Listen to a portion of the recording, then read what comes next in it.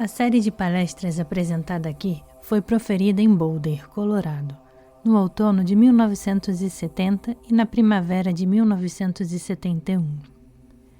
Naquela ocasião, estávamos formando o Karma Dzong, nosso centro de meditação em Boulder. Embora a maioria de meus alunos fosse sincera em sua aspiração de seguir o caminho espiritual, trazia para o caminho uma grande dose de confusão, mal-entendidos e expectativas. Desse modo, julguei necessário apresentar a meus alunos um apanhado geral do caminho, com algumas advertências acerca dos perigos que poderiam encontrar ao percorrê-lo.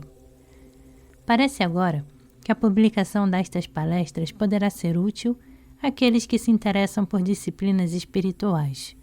Percorrer o caminho espiritual de forma adequada é um processo muito sutil. Não é alguma coisa na qual devamos nos atirar ingenuamente. Existem numerosos desvios que levam a uma versão distorcida, egocentrada da espiritualidade. Podemos iludir-nos imaginando que estamos nos desenvolvendo espiritualmente, quando na verdade não fazemos senão fortalecer nosso egocentrismo por meio de técnicas espirituais. A essa distorção básica pode dar-se o nome de materialismo espiritual. As palestras discutem, em primeiro lugar, as várias maneiras pelas quais as pessoas se envolvem com o materialismo espiritual, as muitas formas de auto-engano em que os aspirantes podem cair. Depois desse passeio pelos desvios de trajeto, discutimos o verdadeiro caminho espiritual em contornos mais amplos.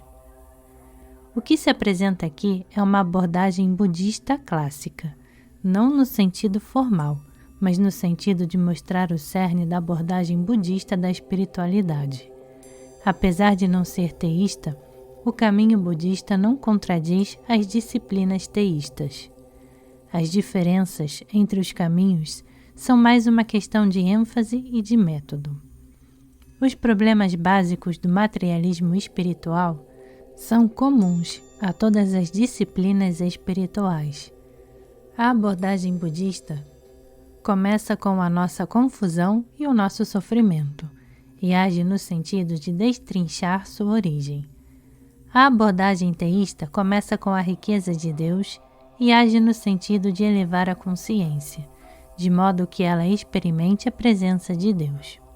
Todavia, dado que os obstáculos ao relacionamento com Deus são as nossas confusões e negatividades, a abordagem teísta também precisa lidar com elas.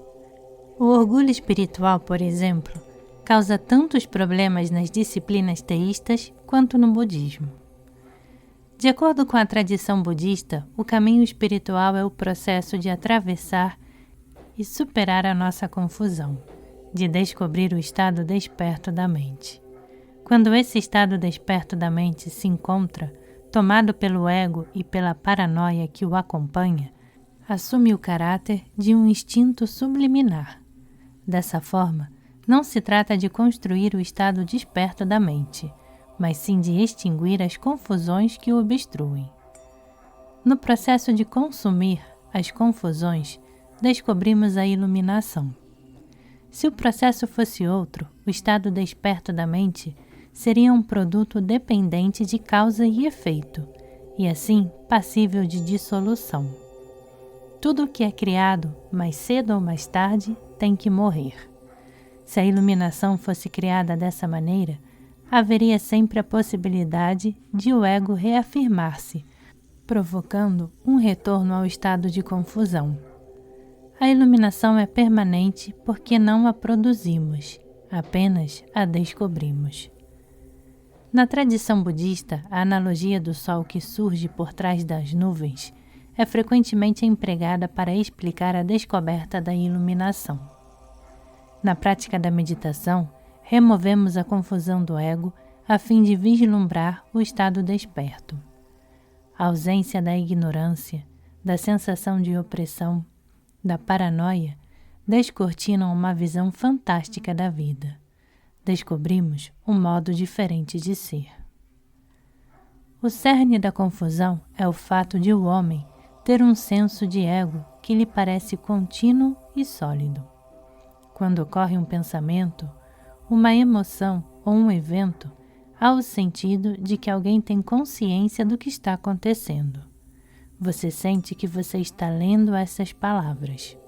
Esse senso de eu, na realidade, é um evento transitório e descontínuo, que em nossa confusão parece perfeitamente estável e contínuo. Como tomamos por real a nossa visão confusa, lutamos para manter e incrementar esse eu sólido. Tentamos alimentá-lo com os prazeres e escudá-lo contra a dor. Continuamente, a experiência ameaça revelar-nos a nossa transitoriedade, de modo que estamos sempre lutando para encobrir qualquer possibilidade de descoberta de nossa verdadeira condição. Poderíamos perguntar, mas se a nossa condição é um estado desperto, por que nos ocupamos tanto em evitar tomar consciência disso? Por estarmos tão imersos em nossa visão de mundo confusa, nós a consideramos real, o único mundo possível. Essa luta por manter o senso de um eu sólido e contínuo é obra do ego. O ego, contudo, não é completamente bem-sucedido em sua tentativa de nos defender do sofrimento. É a insatisfação que vem junto com a luta do ego que nos inspira a examinar o que estamos fazendo. E como sempre existem hiatos na consciência que temos de nós mesmos, torna-se possível algum discernimento. Uma interessante metáfora empregada no budismo tibetano para descrever o funcionamento do ego é a dos três senhores do materialismo: o senhor da forma, o senhor da fala e o senhor da mente. Na discussão que se segue sobre os três senhores, as palavras materialismo e neurótico dizem respeito à ação do ego. O senhor da forma refere-se à perseguição neurótica por conforto físico, segurança e prazer. Nossa sociedade, altamente organizada e tecnológica, reflete nossa preocupação em manipular o ambiente físico de modo a nos salvaguardar das irritações provenientes dos aspectos crus, rudes e imprevisíveis da vida. Elevadores acionados por botões de comando, carne empacotada, ar-condicionado, vaso sanitário com descarga, velórios particulares, planos de aposentadoria, produção em massa, satélites meteorológicos, máquinas de terraplanagem, luzes fluorescentes, empregos das 9 às 5, televisão, tudo são tentativas de criar um mundo controlável, seguro, previsível e prazeroso. O senhor da forma não significa as próprias situações da vida fisicamente ricas e seguras que criamos. Refere-se antes à preocupação neurótica que nos impele a criá-las, a tentar controlar a natureza. O ego ambiciona assegurar-se e entreter-se, buscando evitar toda e qualquer irritação. Desse modo, agarramo-nos aos nossos prazeres e propriedades. Tememos mudanças ou forçamos mudanças. Tentamos criar um ninho ou um playground. O senhor da fala tem a ver com o emprego do intelecto no relacionamento com o mundo. Adotamos grupos de categorias que servem como alavancas, como meios para manipular fenômenos. Os produtos mais plenamente desenvolvidos dessa tendência são as ideologias, os sistemas de ideias que racionalizam, justificam e santificam nossas vidas. Nacionalismo, comunismo, existencialismo, cristianismo, budismo, todos nos proporcionam identidades, regras de ação, interpretações de como e por que as coisas acontecem como acontecem. Aqui, novamente o emprego do intelecto não é em si mesmo o senhor da fala.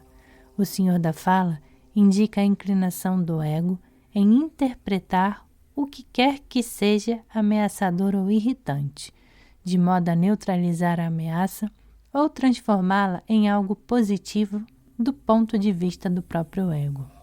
O Senhor da Fala refere-se ao uso dos conceitos como filtros, que nos impedem de perceber diretamente aquilo que é. Os conceitos são levados muito a sério, sendo utilizados como instrumentos para solidificar nosso mundo e nós mesmos. Se existe um mundo no qual é possível dar nome às coisas, então o eu, como uma das coisas nomeáveis, também existe. Nosso desejo é não deixar espaço para dúvidas ameaçadoras, para a incerteza ou para a confusão. O Senhor da Mente refere-se ao esforço da consciência em manter-se consciente de si mesma. O Senhor da Mente impera quando usamos desculpas espirituais e psicológicas como forma de conservar a consciência que temos de nós mesmos, de nos agarrarmos ao senso de eu.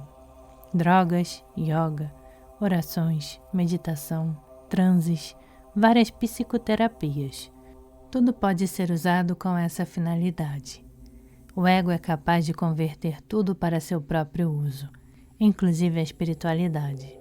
Se aprendemos, por exemplo, uma técnica de meditação particularmente benéfica dentro de uma prática espiritual, a atitude do ego é primeiro tratá-la como um objeto de fascinação e depois examiná-la.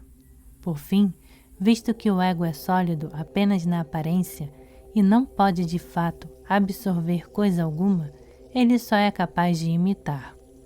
Em tais circunstâncias, ele procura examinar e imitar a prática da meditação e o modo de vida meditativo. Depois de aprendermos todos os truques e todas as respostas do jogo espiritual, tentamos imitar automaticamente a espiritualidade, já que o envolvimento verdadeiro exigiria uma completa eliminação do ego, e a última coisa que desejamos fazer é renunciar completamente a ele. Entretanto, como não podemos experimentar aquilo que estamos tentando imitar, a única coisa que fazemos é encontrar alguma área dentro dos limites do ego que pareça ser a mesma coisa. O ego traduz tudo com referência ao seu próprio estado de saúde, às suas qualidades intrínsecas.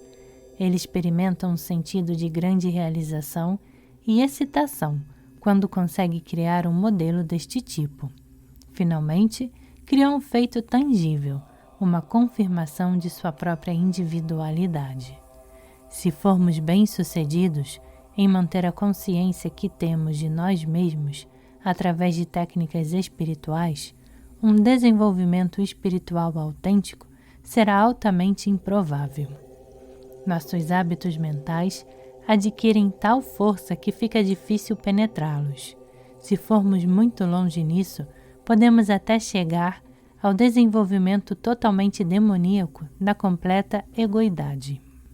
Embora o Senhor da Mente detenha o maior poder quando se trata de subverter a espiritualidade, os outros dois senhores também podem reger a prática espiritual.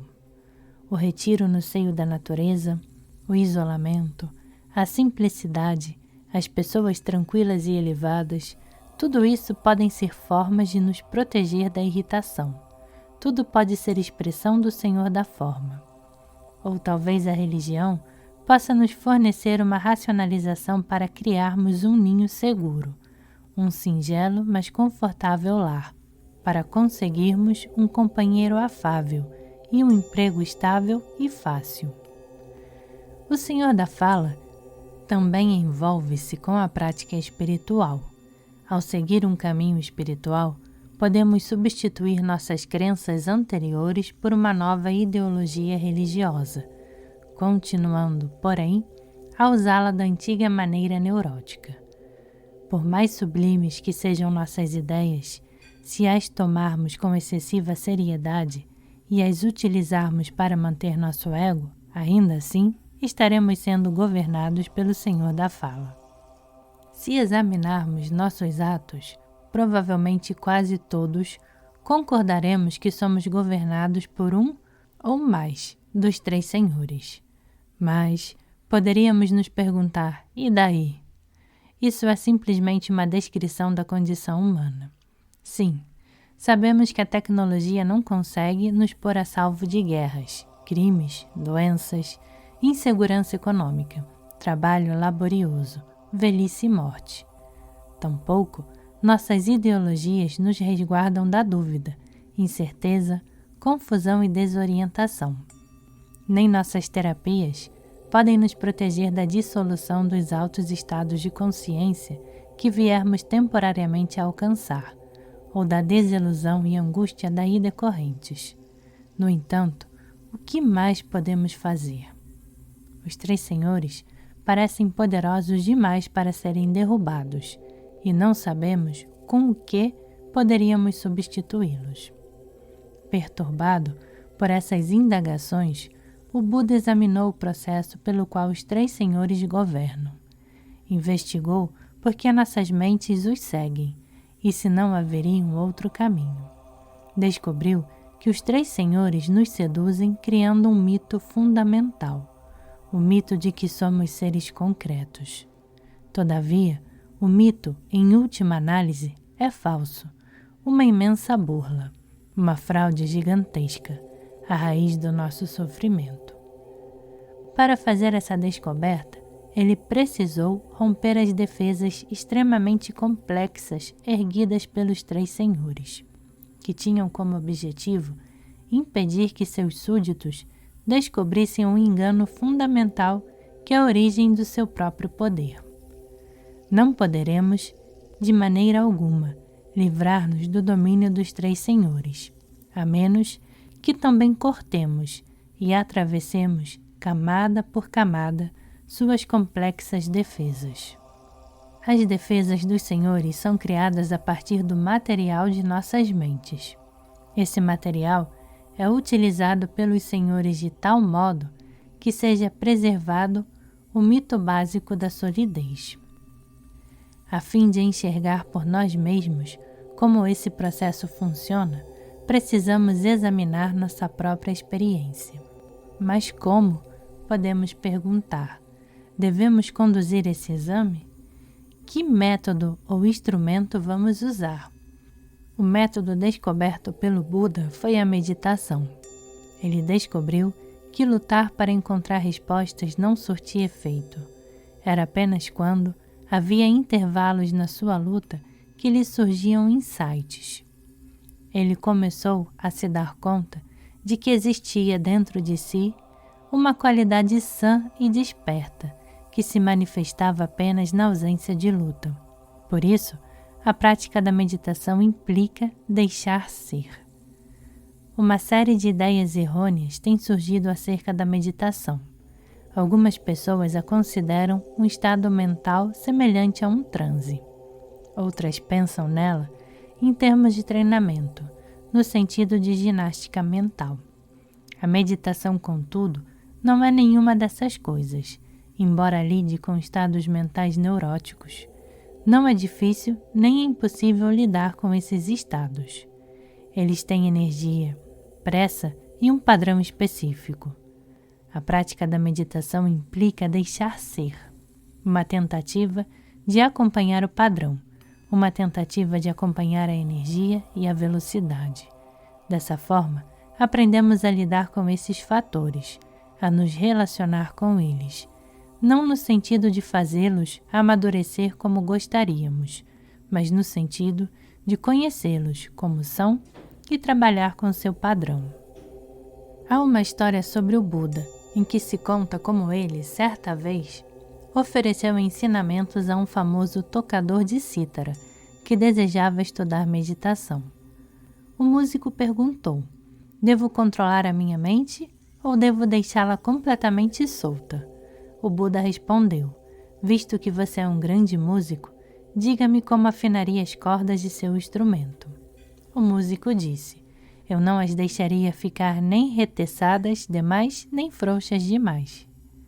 Da mesma forma, acudiu o Buda: na sua prática de meditação, você não deve impor nada com força demais à sua mente, e nem deve permitir que ela fique ao léu.